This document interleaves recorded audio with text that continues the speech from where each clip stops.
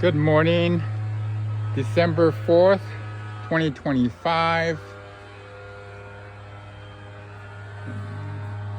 Update on my citrus collection.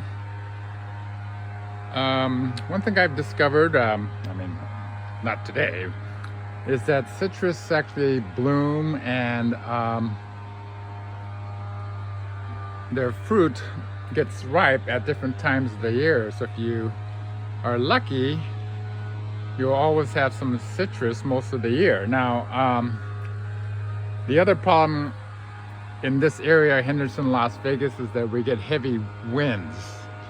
And so it can wipe out an entire crop if you're not careful. So I've also created these little tiny labels to show when I planted these. There's a yuzu, just planted it last month.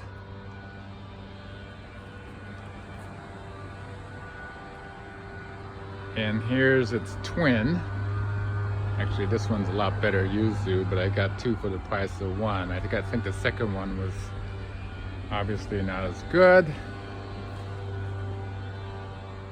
This here is a Valencia orange, locally bought at Star Nursery,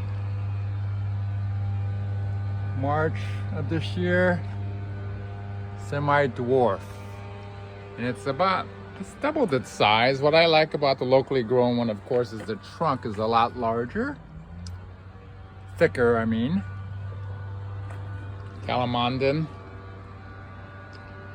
October, and you can see all the new growth. Local fig tree. Now here is a yuzu that I planted in March of this year, and won't know if it's a real yuzu until it gets fruit. Now I've noticed a lot of the ones that you buy over the internet do not have thorns, but the ones that I bought in November do have very big thorns, and I think that's the most common variety. This is the tangerine. It currently has about 20 to 30 fruit growing from various sizes. There's a couple of nice large ones. Last year we had about 7 or 8 tangerines, and they all ripened around March of last year, and they didn't change colors until much later in winter. This is my Cara orange that I've had for a while. There's one fruit right down there, ready to be picked. First year I've had fruit survive, even though I've had lots of blossoms. This is my Washington navel that I planted this year, hoping to have fruit next year.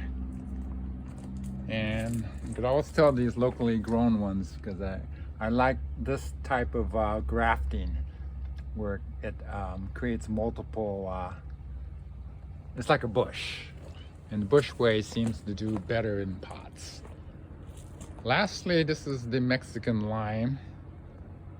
And for some reason, it's got blossoms growing here this year, this time of the year. And it actually has like fruit starting here. I don't know if it's gonna last or not, and if it could survive, but that's where we are. All of these have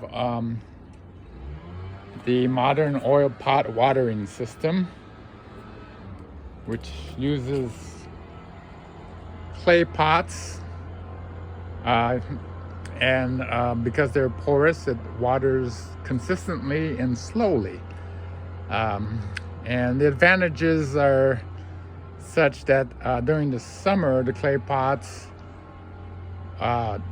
will cool the roots, and the roots will grow towards the clay pot, not to the outside of the plants, which allows me to grow smaller plants like that calamondin. Where is it? Here. Somebody said this calamondin is too small for a 15-gallon container. But this is the advantage of the oil pot system. So you can see that I can fill the pot all the way to the brim of this container.